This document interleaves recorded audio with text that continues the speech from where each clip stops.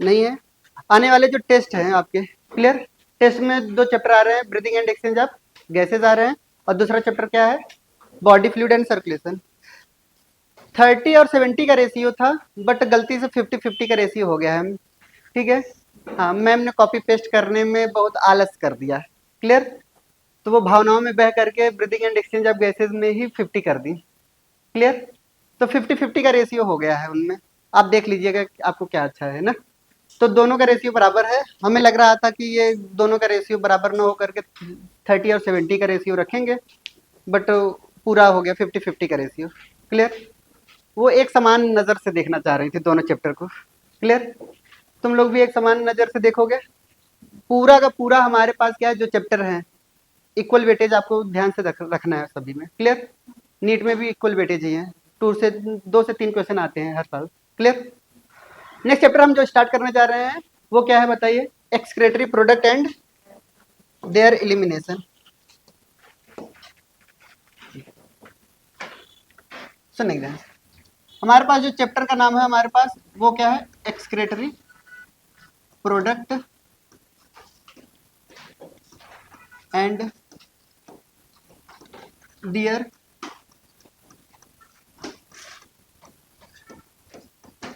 Elimination. Clear. पहले हम इस शब्दों से ही अच्छे से समझने की कोशिश करेंगे, दोनों शब्दों को। हमने ये कहा कि हमारे पास कोई भी बॉडी में अगर वेस्ट मटेरियल अगर पाए जा रहे हैं, तो जितने भी वेस्ट मटेरियल या वेस्ट प्रोडक्ट आपको नजर आते हैं वो सब के सब क्या कहलाते हैं, एक्सक्रेटरी प्रोडक्ट कहलाते हैं। क्या कहलाते हैं, एक्सक्रेटरी प्रोडक्ट कहलाते हैं। हमारे बॉडी में डाइजेशन करने के बाद जो अनडाइजेस्टेड फूड अगर बच भी जाते थे, तो क्या ये भी एक्सक्रेटरी प्रोडक्ट है हमारे। फीकल मैटर वगैरह भी क्या थे, एक्सक्रेटरी प्रोडक्ट भी हैं। क्लियर। बट हमारे एनसीईआरटी में हम उसी एक्सक्रेटरी प्रोडक्ट की जिक्र करेंगे जो नाइट्रोजिनस वेस्ट हो। कैसे वेस्ट हो बताइए। यानी हम क्या करते हैं कि एक्सक्रेशन के दौरान, यानी अगर एक्सक्रेटरी प्रोडक्ट की बात करेंगे हम, तो एक्सक्रेटरी प्रोडक्ट में हमारे पास क्या क्या आ सकता है। तो हमारे पास क्या आएगा बताइए, जितने भी अनडाइजेस्टेड फूड थे, जितने भी हमारे पास अनडाइजेस्टेड फूड आपको अगर नजर आ रहे हैं वो हमारे पास क्या है, एक्सक्रेटरी प्रोडक्ट है। क्लियर। एक्सक्रेटरी प्रोडक्ट में क्या अनडाइजेस्टेड फूड के अलावा और कुछ भी है, तो और कुछ में हमारे पास क्या आएंगे, ये हमारे पास नाइट्रोजनस वेस्ट आएंगे। कैसे वेस्ट आएंगे बताइए, नाइट्रोजनस वेस्ट। ठीक है। नाइट्रोजनस वेस्ट में हमारे पास क्या आएंगे, नंबर 1 पे पहला अमोनिया आता है, दूसरा हमारे पास क्या आता है, यूरिया आता है, थर्ड हमारे पास क्या आता है, यूरिक एसिड आता है। ये 3 चीजें नाइट्रोजनस वेस्ट में हमारे पास सिलेबस में है। क्लियर। कुछ हमारे पास अदर सिलेबस की बात कर लेते हैं, आपके पीवाईक्यूज में पूछे गए हैं। हमारे पास क्या है कि एक्सक्रेटरी प्रोडक्ट में नाइट्रोजनस वेस्ट में हमारे पास एक एग्जांपल और आता है जिसका नाम है गुआनिन। गुआनिन भी हमारे पास क्या है, नाइट्रोजनस कंपाउंड है। Clear. Adenine, guanine, cytosine, thymine, याद आ रही है बातें जेनेटिक्स में। तो वो जो गुआनिन होते हैं, कई सारे ऑर्गेनिज्म गुआनिन भी क्या करते हैं, एक्सक्रेटरी प्रोडक्ट के नाम पर ये दे देते हैं। क्लियर, रिलीज करते हैं। दूसरा पॉइंट आता है हमारे पास क्या, एक्सेस जो सॉल्ट है हमारे बॉडी में। हमने क्या कहा, हमारे बॉडी में कई सारे एक्सेस सॉल्ट है। जैसे आपने देखा होगा कि जितने पसीने वगैरह होते हैं हमारे। क्लियर। तो आपको थोड़ा नमकीन नजर आता है, अरे कभी देखे नहीं हो क्या। हाँ, मतलब पहली बात तो ये मान के चलो आप लोग इंडियन हो। क्लियर। तो ऐसे बिहेव ना किया करो कि हमें तो ये पता ही नहीं, हम तो लंदन से आए हैं, कुछ है ही नहीं, हमारे पसीना वसीना तो होता ही नहीं होगा। क्लियर। तो सबसे पहले अपने आप को इंडियन मान के चलना है। क्लियर। जहाँ पे धूल मिट्टी कड़ और मजदूरी कर रहे हो तुम लोग। क्लियर। तो यानी एक्सेस सॉल्ट में हमारे पास क्या आता है कि जितने भी पसीने वगैरह होते हैं ये भी, CO2 भी हमारे पास। कैसे, CO2, ये सब हमारे पास क्या है कि ये ऐसे मटेरियल हैं जो एक्सक्रेटरी प्रोडक्ट के नाम पर जाने जाते हैं। क्लियर। तो सबसे पहले हम एक्सक्रेटरी प्रोडक्ट के नाम पर हम इन्हीं सबको लिख लेते हैं ना, नोट डाउन करिए। फिर उसका एलिमिनेशन हम करवाते हैं धीरे धीरे ना। अब नेक्स्ट टॉपिक आता है हमारे पास, ये हमारे पास एक्सक्रेटरी प्रोडक्ट, इसके अलावा एक्सक्रेटरी प्रोडक्ट के नाम पे हमें कुछ पढ़ना नहीं है, हमारे सिलेबस तक नहीं पढ़ना है, ठीक है। कई सारे और होते हैं, जब भावनाओं में अगर बह गए तब तो बता देंगे, नहीं तो नहीं, अपने आप को काबू रख लिए तब तो नहीं बताएंगे, क्लियर। दूसरा पॉइंट आता है हमारे पास, ये एक एक्सक्रेशन किसे कहते हैं, हमें तो यही समझना है ना, एक्सक्रेशन किसे कहते हैं। अगर हमारे पास यही जो एक्सक्रेटरी प्रोडक्ट आपको बताई जा रही है, यही बॉडी से अगर हम बाहर निकालते हैं, इसी को हम क्या बोलते हैं, एक्सक्रेटरी प्रोडक्ट को बाहर निकालने की ही तरीके को हम क्या बोलते हैं, एक्सक्रेशन बोलते हैं। यानी एक्सक्रेशन की डिफिनीशन हमें क्या लिखनी है, रिमूवल ऑफ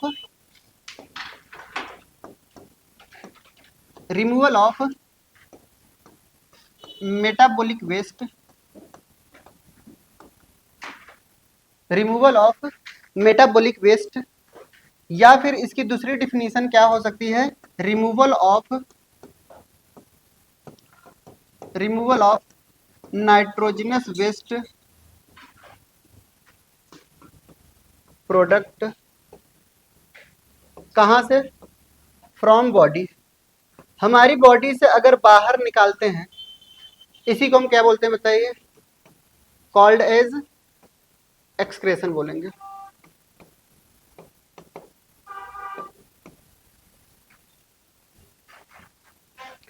सुनिए ध्यान से, अगर हम रिमूवल ऑफ मेटाबॉलिक वेस्ट बोल रहे हैं, तो मेटाबॉलिक वेस्ट में हमारे पास अनडाइजेस्टेड फूड भी आएंगे, नाइट्रोजनस वेस्ट भी आएंगे, एक्सेस सॉल्ट भी आएंगे, CO2 भी आएंगे, क्लियर। बट अगर हम नाइट्रोजनस वेस्ट की बात करेंगे तो सिर्फ और सिर्फ क्या आएगा हमारे, ये आएगा, clear. According to your NCERT अगर आपके पास पूछा जाएगा एक्सप्रेशन किसे कहते हैं, तो ये हमारे लिए बहुत ही इंपॉर्टेंट है डिफिनीशन, क्लियर। यानी रिमूवल ऑफ नाइट्रोजनस वेस्ट को अगर हम कर रहे हैं, तब हम इनको क्या बोलेंगे, एक्सक्रेशन बोलेंगे। मेटाबॉलिक वेस्ट को बाहर निकाल रहे हो, तो हो सकता है कि एक्सक्रेशन की जगह पे हम डेफिकेशन बोल दें, ठीक है, इजेशन बोल दें, ये अलग अलग टर्म बदलते रहते हैं, स्वेटिंग बोल सकते हैं। बट हमें यही बात याद रखनी है कि नाइट्रोजनस वेस्ट की अगर हम बात करते हैं, तो यही हमें, हमारे लिए डिफिनीशन यही होगी। एक बार क्वेश्चन यही फंसा दिया था, कहा गया excretion is removal of metabolic waste, removal of nitrogenous waste, both और नन। तो एक बार आंसर तो हो गया था बोथ, ठीक है, दोनों ऑप्शन सही थे हमें।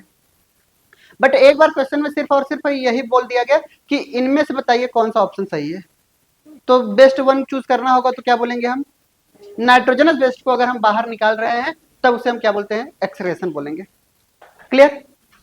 दूसरा पॉइंट आता है कि हमारे एक्सक्रेटरी प्रोडक्ट के बेसिस पे ऑर्गेनिज्म के जो एक्सक्रेशन होते हैं वो कई सारे डिफरेंट टाइप्स के होते हैं। हमने ये कहा कि type of excretion on the basis of excretory product, excretory product के बेसिस पे हम क्या करते हैं, एक्सक्रेशन को डिवाइड कर रहे हैं, क्लियर। तो लिखते हैं type of excretion on the basis of, type of excretion on the basis of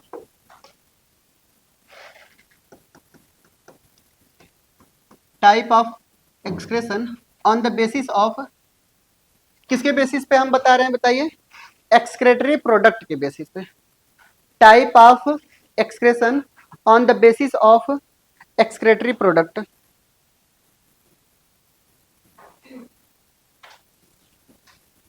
on the basis of excretory product, clear. Excretory product के बेसिस पे हम क्या करते हैं, इनको बॉडी से बाहर निकाल रहे हैं, क्लियर। अब ध्यान समझेंगे, एक्सक्रेशन में सबसे नंबर 1 पॉइंट पे हम यहाँ पर सबसे पहला लिख रहे हैं क्या, अमोनोटेलिक, पहले हम प्रोडक्ट लिख रहे हैं, ठीक है। अगर हमारे पास क्या है कि एक्सक्रेटरी प्रोडक्ट, अगर हमारे पास एक्सक्रेटरी प्रोडक्ट अगर अमोनिया है, क्या है बताइए, अमोनिया है, हमारे पास एक्सक्रेटरी प्रोडक्ट, हमारे पास एक्सक्रेटरी प्रोडक्ट और क्या हो सकते हैं बताइए, एक्सक्रेटरी प्रोडक्ट क्या हो सकते हैं, यूरिया हो सकते हैं, क्लियर। हमारे पास थर्ड एक्सक्रेटरी प्रोडक्ट क्या हो सकता है बताइए, थर्ड एक्सक्रेटरी प्रोडक्ट क्या हो सकते हैं, यूरिक एसिड हो सकते हैं, क्या हो सकते हैं बताइए, यूरिक एसिड हो सकते हैं। यानी आपके एनसीईआरटी में 3 ही एक्सक्रेटरी प्रोडक्ट बोले गए हैं, क्लियर। कौन कौन से, एक अमोनिया बोला गया है, एक यूरिया बोला गया है और एक यूरिक एसिड बोला गया है। अब यही एक्सक्रीटिव प्रोडक्ट के बेसिस पे हम क्या कर रहे हैं, तीन तरीके के हम एक्सप्रेशन बताने जा रहे हैं आपको। क्लियर? तो सबसे पहला हमारे पास आता है क्या, अमोनोटेलिक। नंबर 1 पे क्या आता है बताइए, अमोनोटेलिक। अमोनोटेलिक में क्या होता है, किसका रिमूवल हम कर रहे हैं बताइए, रिमूवल ऑफ, ठीक है, अमोनिया। अगर अमोनिया का अगर हम रिमूवल कर रहे हैं तो उसे हम क्या बोलते हैं बताइए, अमोनोटेलिक बोलते हैं। क्लियर?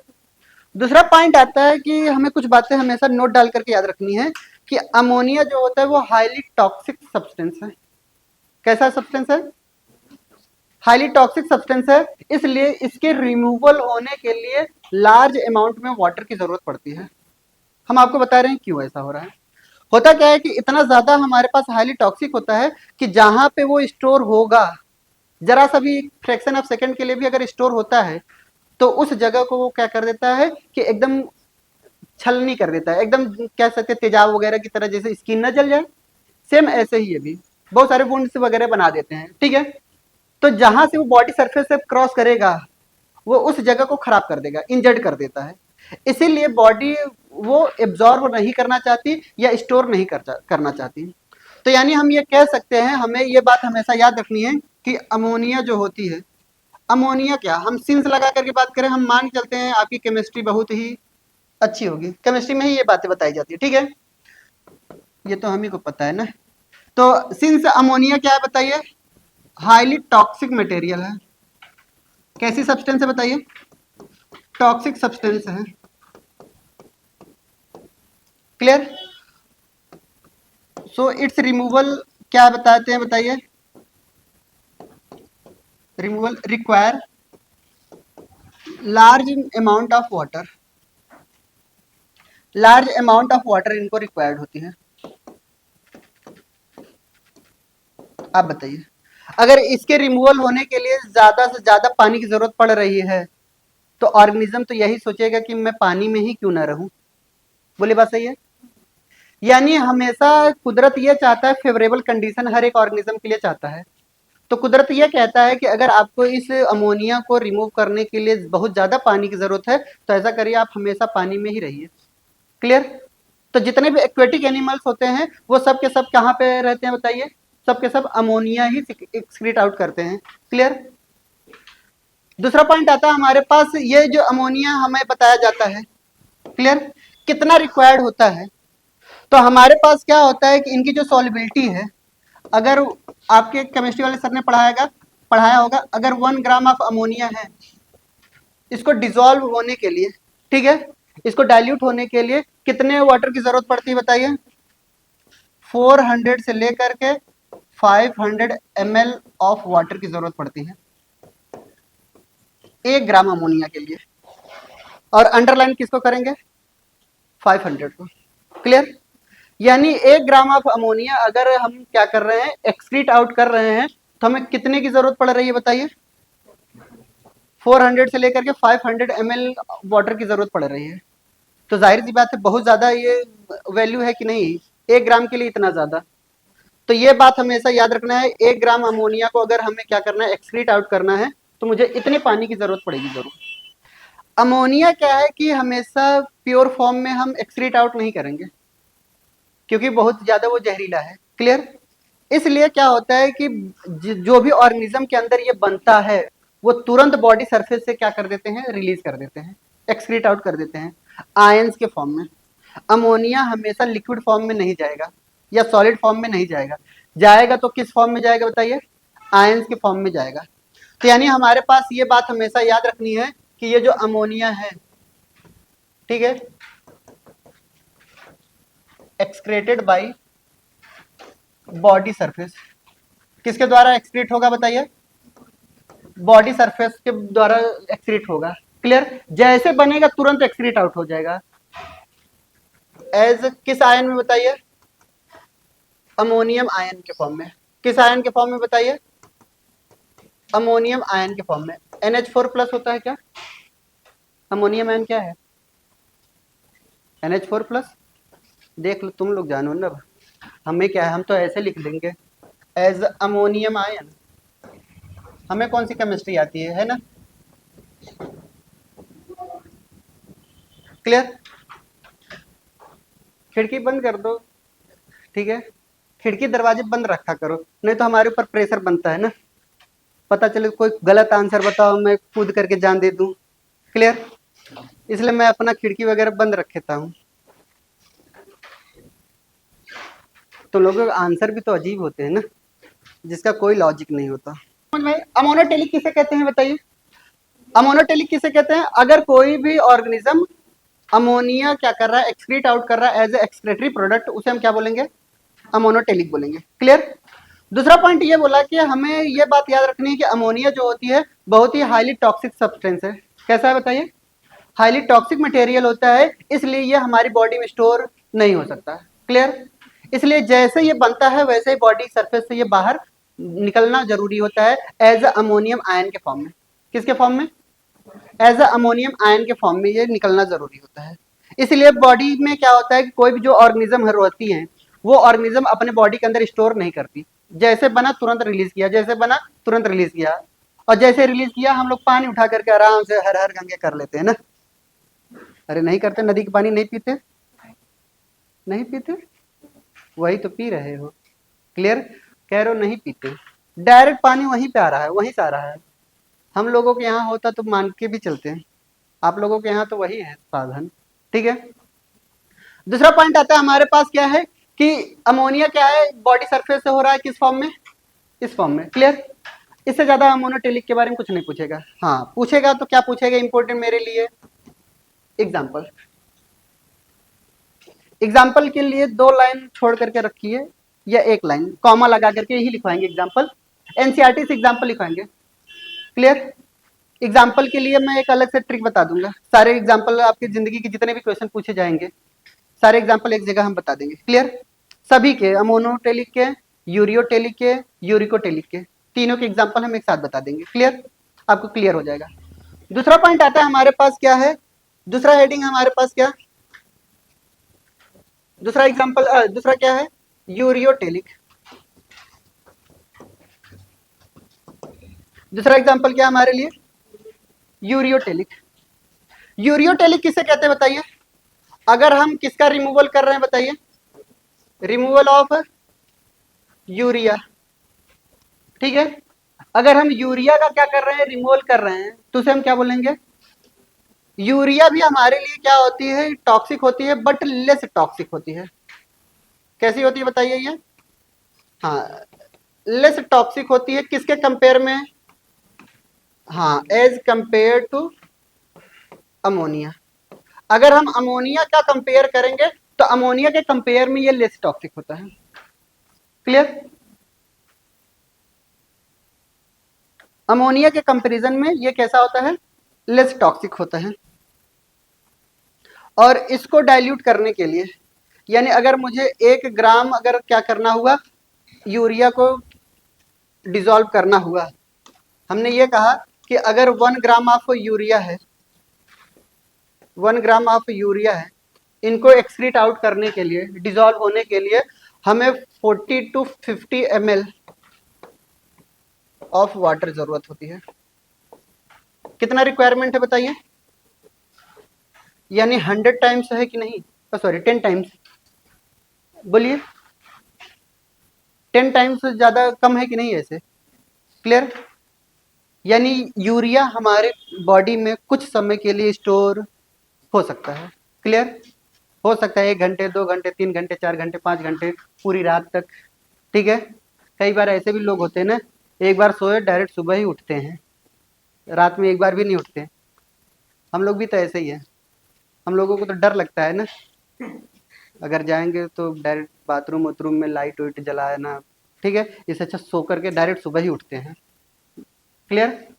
तुम लोग ऐसा नहीं करते, हमें तो बहुत डर लगता है। क्लियर। हम लोग तो, मैं तो लाइट जला करके ही सोता हूँ, लाइट बंद नहीं होनी चाहिए। क्लियर। वैसे भी यहाँ बहुत चुड़ैल है ना। हाँ, सुनिए ध्यान से। हाँ यहाँ बहुत ज्यादा डरावना होता है ना, तो सुनेंगे ध्यान से। तो हमने ये कहा था कि ये रिमूवल ऑफ यूरिया को हमने क्या बोला, यूरियोटेलिक है। जहां पे एक्सक्रीटरी प्रोडक्ट क्या है हमारा बताइए, यूरिया है। यूरिया बहुत ही लेस टॉक्सिक होती है किसके कंपेयर में, अमोनिया के कंपेयर में। और यूरिया क्या होता है हमारे पास यहाँ पर, ठीक है, कितना डाइल्यूट करने के लिए कितना लग रहा है, 40 to 50 ml। क्लियर। अब दूसरा पॉइंट हमारे लिए इंपॉर्टेंट जो बातें मैं बताने जा रहा हूँ उसको ध्यान सुनेंगे। हम तो खाते हैं अमोनिया ही ना, हमारी बॉडी में बनता अमोनिया ही है। अमोनिया कन्वर्ट होता है यूरिया में। ह्यूमन बॉडी के अंदर यूरिया जो होती है वो बनती कहाँ से है, अमोनिया से ही। यानी हमारे पास क्या है कि ये जो अमोनिया है, ध्यान सुनेंगे, ये जो अमोनिया है वो यूरिया में कन्वर्ट करते हैं हम लोग। अमोनिया इज कन्वर्टेड इनटू किसमें, यूरिया। और ये करता कौन है, बाय लीवर। कौन करता है बताइए, हाँ लीवर करता है। क्लियर।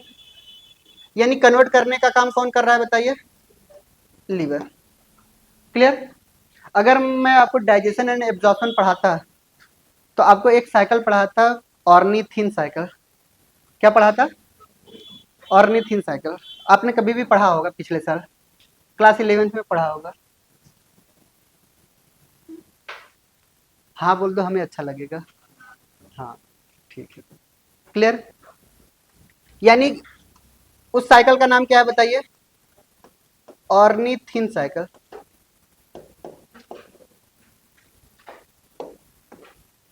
ठीक है। ऑर्निथिन साइकिल हमारे लीवर के अंदर चल रहा होता है और यही लीवर आगे चल करके क्या करता है, अमोनिया को किस में कन्वर्ट करता है, यूरिया में कन्वर्ट करता है। क्लियर। अगर अमोनिया में कन्वर्ट ना करे तो क्या होगा, जहां पे अमोनिया स्टोर होगी वो हमारा ऑर्गन क्या कर देगा, जला देगा, ठीक है, खराब कर देगा। और अगर कई बार ऐसा होता है कि बहुत देर तक अगर यूरिया भी स्टोर हो गए हमारी बॉडी में, यानी हमारे कहाँ पे, यूरिनरी ब्लैडर के अंदर, वो भी हमारे लिए नुकसान ही है। समझ रहे बात। यानी कभी भी अपने आप को ये शेर न मानना कि अरे हम तो रोक सकते हैं इतना ज्यादा। क्लियर। हाँ, शेर मत मानना, नहीं तो गिदड़ों की तरह भटकोगे। क्लियर हो गया। लिख ऑर्निथिन साइकिल।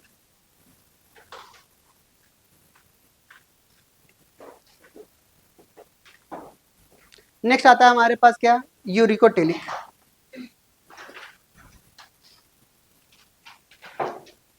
नेक्स्ट आता है हमारे पास क्या, यूरिकोटेलिक।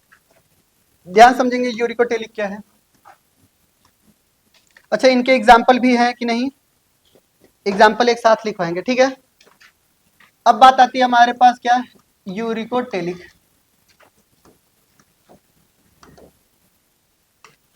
यूरिकोटेलिक, ठीक है। यूरिकोटेलिक में किसका रिमूवल हम करा रहे हैं बताइए, removal of uric acid. Removal of uric acid. दूसरा पॉइंट आता है कि हमारे पास यूरिक एसिड भी कैसा होता है बताइए, लेस टॉक्सिक होता है। किसके कंपेयर में, एज कंपेयर टू यूरिया। ठीक है। अब ये लिखवाने की जरूरत नहीं है वेरी वेरी वेरी लेस या वेरी लेस, ठीक है। तो आप समझ जाइए सबसे ज्यादा हाईली टॉक्सिक की बात की जाएगी तो सबसे ज्यादा हाईली टॉक्सिक कौन होता है बताइए, अमोनिया के बाद, यूरिया के बाद यूरिक एसिड।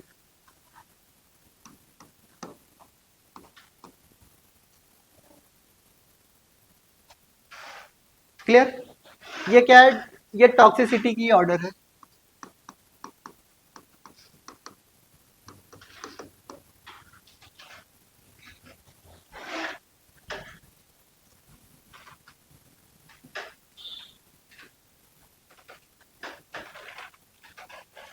हो गया। अब सुनेंगे, अब होता क्या है कि ये इतना ज्यादा क्या होता है कि बहुत ही कम लेस टॉक्सिक होता है, इसलिए ऐसे ऑर्गेनिज्म क्या करते हैं, वाटर का ज्यादा खर्च नहीं करते। क्लियर। और खर्च नहीं करते तो ये किसके फॉर्म में करते हैं, ये पेस्ट फॉर्म में रिलीज करते हैं। किस फॉर्म में रिलीज करते हैं बताइए, हाँ, यानी जो यूरिक एसिड निकलेगा लिक्विड में नहीं निकलेगा, किस फॉर्म में निकलेगा, जैसे यूरिया हम लोग क्या करते हैं, यूरिनेशन करने के दौरान लिक्विड फॉर्म में करते हैं। बट हमें क्या है, यूरिक एसिड जो होता है क्लियर? वो पेस्ट के फॉर्म में होता है। जो चिड़िया वगैरह आपने देखा होगा पेस्ट के फॉर्म में ना, कोलगेट की तरह होता है, नहीं देखा है? उससे कह दो मोबाइल बंद करे। हाँ बोल दो, पढ़ाई पे ध्यान दो। अरे तुम्हारे सामने चश्मा वाले को, ठीक है? मोबाइल वगैरह ना चलाइए, टेंशन, बहुत दूर की निगाह है हमारी। क्लियर? आप उसके लिए बेफिक्र रहिए। दूसरा पॉइंट हम समझते हैं। हमने ये कहा कि हमारे पास क्या होता है कि जितने भी हमारे पास बर्ड्स वगैरह होते हैं वो किसके फॉर्म में हम करते हैं? पैलेट्स के फॉर्म में, या फिर हम कह सकते हैं पेस्ट के फॉर्म में ये रिलीज करते हैं। क्लियर? अब बचा हमारा एग्जाम्पल। एग्जाम्पल से पहले हमें कुछ क्वेश्चन का आंसर बताइएगा। क्लियर? हमने ये कहा कि हमारे पास जब कोई भी ऑर्गेनिजम्स अमोनोटेलिक से यूरियोटेलिक में जा रहा था, ठीक है, तो उसने क्या एडाप्ट किया?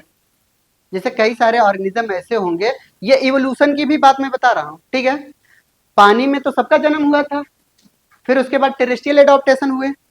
तो यानी हम जब पानी से यानी अमोनोटेलिक से यानी लैंड एरिया से कहाँ पे जा रहे थे, सॉरी एक्वेटिक एरिया से हम कहाँ जा रहे थे? लैंड एरिया में जा रहे थे। तो जाहिर सी बात कुछ न कुछ एडाप्टेशन किया होगा ना।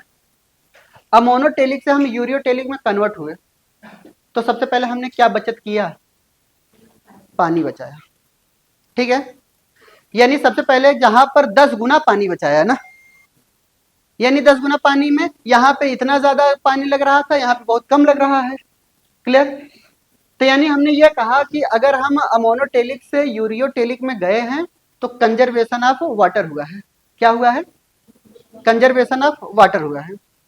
बट अगर हम आपसे बोले हैं कि यूरियोटेलिक से अगर हम यूरिकोटेलिक में गए, यानी अब हम धीरे धीरे कहाँ पे गए हैं बताइए? जमीन से अब आसमान में उड़ने की कोशिश कर रहे हैं। क्लियर? जरूरी नहीं है आसमान में, कई सारे जमीन में रेप्टाइल्स वगैरह भी क्या करते हैं कि यूरिक एसिड भी करते हैं वो लोग। क्लियर? तो हम बताने की कोशिश ये कर रहे हैं कि अगर यूरियोटेलिक से यूरिकोटेलिक में गए हैं तो हमने क्या बचाया? पानी ही बचाया? नहीं, कंजर्वेशन ऑफ एनर्जी। क्या कंजर्व किया? हाँ, एनर्जी को कंजर्व किया। तो यानी हमें यही बात अच्छे से लिखनी है कि हमने यहाँ पे क्या किया? अमोनोटेलिक से हम कहाँ पे गए बताइए? यूरियोटेलिक में गए, और यूरियोटेलिक से हम कहाँ पे गए बताइए? यूरिकोटेलिक में गए। क्लियर? जब भी हमने यहाँ पे अमोनोटेलिक से यूरियोटेलिक में गए तो हमने क्या किया? Conservation of water. यहाँ पे हमने वाटर को कंजर्व किया। यहाँ पे हमने क्या किया? वाटर को कंजर्व किया। और जब हम यहाँ से यहाँ आए तो यानी हम कंजर्व किए क्या? Conservation of energy.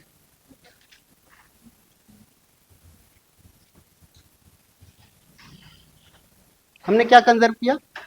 एनर्जी को कंजर्व किया। अभी भी हमारा वो अधूरा रह गया एग्जाम्पल, है ना?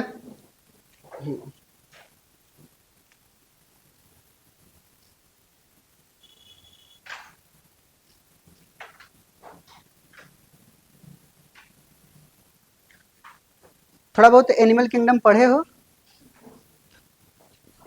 एनिमल किंगडम पढ़े हो? हाँ बोल दो, हमें अच्छा लगेगा। पढ़े हो? तुम लोगों को डर लगता क्या मैं पूछ लूंगा? तो ये डर अच्छा लगता है मुझे, अगर है तो ठीक है। हाँ, ये डर बना रहना चाहिए। क्लियर? चलिए देखते हैं। अब हमारे पास एग्जाम्पल हम आते हैं ना, सुनते जैसे अक्सर हम किसका पढ़ रहे हैं? ह्यूमन बींग्स का ही तो पढ़ रहे हैं। अब आपके एनसीईआरटी ने क्या दिया है वो हम बता रहे हैं आपको। एनसीईआरटी ने एक अलग से पॉइंट लिखा है कि अदर ऑर्गेनिज्म में भी, लोअर ऑर्गेनिज्म में भी अलग अलग तरीके के एक्सक्रेटरी ऑर्गन होते हैं, उनके बारे में भी पढ़ना हमारे लिए जरूरी है। ठीक है? तो धरती पे जितने ऑर्गेनिज्म पाया जा रहे हैं हम उन्हीं की जिक्र करेंगे 10 मिनट में। क्लियर? चलिए सुनते हैं। हम जब एनिमल डाइवर्सिटी पढ़ रहे थे, यानी एनिमल किंगडम पढ़ रहे थे, चैप्टर नंबर 4 है। क्लियर? तो सुनते ध्यान से तो एनिमल किंगडम के दौरान हमारे पास क्या आते हैं कि आपको याद रखना है, सारे फाइलम याद होने चाहिए, ठीक है। हाँ, एनिमल किंगडम हमारे पास पेज नंबर 50 पे है, क्या देखिए, पुरानी एनसीईआरटी, नई एनसीईआरटी नहीं मालूम, क्लियर, उसी के आसपास होगा, क्लियर।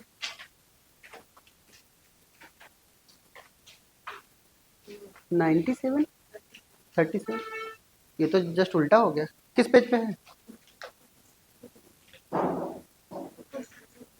46,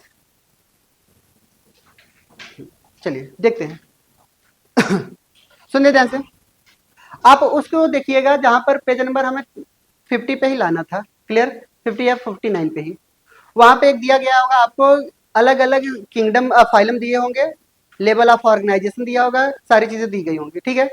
वहां पे थोड़ा समरी टाइप का दिया गया है, सारे फाइलम के नाम एक तरफ से एक तरफ दिए गए हैं, क्लियर। तो हमारा मेन मकसद था वहीं पे लाना, क्लियर।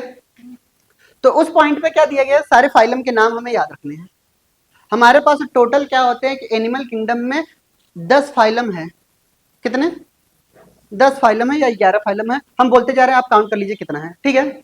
सबसे नंबर 1 पे आता है Porifera, Coelenterata, Ctenophora, Platyhelminthes, Aschelminthes, Annelida, Arthropoda, Mollusca, Echinodermata, Hemichordata, Chordata, समझ रहे हो बेटा, क्लियर। यानी कितने हैं ये, 11। 11 के अलावा एक हमें और फाइलम पढ़ना है जो एनसीईआरटी ने दिया नहीं है, क्लियर। उसके साथ बहुत नाइंसाफी हुआ है, वो क्या हो सकता है, प्रोटोजोआ, ठीक है। हमारे पास क्या है कि प्रोटोजोआ के जो मेंबर होते हैं, वो प्रोटोजोआ कहाँ से बिलोंग करता है, हमारे प्रोटिस्टा से, किंगडम से। प्रोटिस्टा किंगडम के बारे में ये बोला गया है कि ये एम्फीबियन है, प्लांट और एनिमल्स का, क्लियर। यहाँ पे कई सारे ऑर्गेनिजम्स जो होते हैं वो प्लांट की तरह होते हैं, बट उनका जो बिहेवियर है एनिमल्स की तरह है। जैसे हम एग्जांपल बताते हैं अमीबा, पैरामीशियम, इन सब का, ठीक है। तो ये सब सारे जितने भी फाइलम आपको बताए जा रहे हैं, क्लियर। तो ये सारे इनको भी इंक्लूड हम कर लेते हैं एनिमल डाइवर्सिटीज में, क्लियर। तो सबसे पहले हम सारे फाइलम के नाम लिखना चाहते हैं, लिखना स्टार्ट करें, चलिए। सबसे पहले नंबर 1 पे हम कहाँ से स्टार्ट करें, चलिए यहां से स्टार्ट कर रहे हैं, क्लियर। सबसे नंबर 1 पे क्या लिखेंगे, प्रोटोजोआ, क्लियर, ये नंबर 1 हो गया। नंबर 2 पे हमारे पास क्या आएंगे, पोरीफेरा आएंगे, फिर उसके बाद क्या आएंगे, सिलेंट्रेटा आएंगे, फिर उसके बाद क्या आएंगे, टीनोफोरा आएंगे, क्लियर। फिर उसके बाद क्या आएंगे, प्लेटीहेलमिंथीज, क्लियर, प्लेटीहेलमिंथीज आएंगे। फिर उसके बाद क्या आएगा हमारे पास, एस्केलमिंथीज आएंगे, क्लियर। फिर उसके बाद क्या आएंगे, एनेलिडा, फिर उसके बाद आर्थ्रोपोडा, फिर उसके बाद मोलस्का, फिर उसके बाद इकाइनोडर्मेटा, फिर उसके बाद आता है हमारे पास हेमिकॉर्डेटा, फिर उसके बाद क्या आता है, कॉर्डेटा, क्लियर। यानी ये हमें सारे फाइलम याद होने चाहिए, ये सारे फाइलम क्या होने चाहिए, हमें याद होने चाहिए, ठीक है। याद है, तुरंत लिखिए, सारे फाइलम याद रखिए।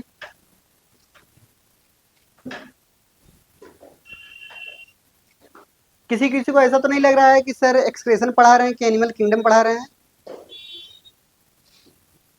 एनटीए जब भी क्वेश्चन पूछेगा ये थोड़ी ना पूछेंगे अब हम पूछने जा रहे हैं एनिमल किंगडम से, क्लियर। वो चाहे जहां से पूछेगा, सीक्वेंस बिगड़नी नहीं चाहिए, क्लियर। कभी भी आपको लग रहा है कि अरे सर ये तो भूल गए, पहले इसको लिख लिया है फिर इसको लिखना था, क्लियर, काट करके दोबारा से लिख लेना, क्लियर। सीक्वेंस बिगड़नी नहीं चाहिए हमारी, हो गया। चलिए साथ साथ बोलिएगा। सबसे पहला हमारे पास फाइलम कौन सा है, प्रोटोजोआ, प्रोटोजो पहला तो एनसीईआरटी के हिसाब से पोरीफेरा ही है, प्रोटोजोआ को कोई जगह नहीं दी गई, बेचारे की इज्जत ही नहीं है। क्लियर? जैसे तुम्हारे घर में तुम्हारी ना। क्लियर? सुनते ध्यान से। तो यानी क्या है कि सबसे पहले प्रोटोजोआ, फिर उसके बाद पोरीफेरा, सिलेंट्रेटा, टीनोफोरा। खा के नहीं आए हो क्या? खाना नहीं मिला था हॉस्टल में? खाना मतलब नाश्ता। अब तुम्हें बोलना पड़ेगा नाश्ता नहीं मिला था। क्लियर? सुनते ध्यान से। सबसे नंबर 1 पे प्रोटोजोआ, फिर उसके बाद पोरीफेरा, सिलेंट्रेटा, टीनोफोरा, फिर उसके बाद प्लेटियलमंथिस, एस्केलमंथिस, फिर एनेलिडा के बाद, आर्थ्रोपोडा के बाद, मोलस्का के बाद, इकाइनोडर्मेटा के बाद, हेमिकॉर्डेटा के बाद, कॉर्डेटा के बाद कुछ नहीं। ठीक है? हाँ, समझते हैं ध्यान से। अब हमें क्या करना है, इनके एग्जाम्पल हमें याद रखने थे। ठीक है? अब देखेंगे लास्ट टाइम में। अब हमारे पास हेडिंग होगा एक्सक्रेटरी ऑर्गन। हेडिंग क्या होगा हमारे लिए? Excretory organ.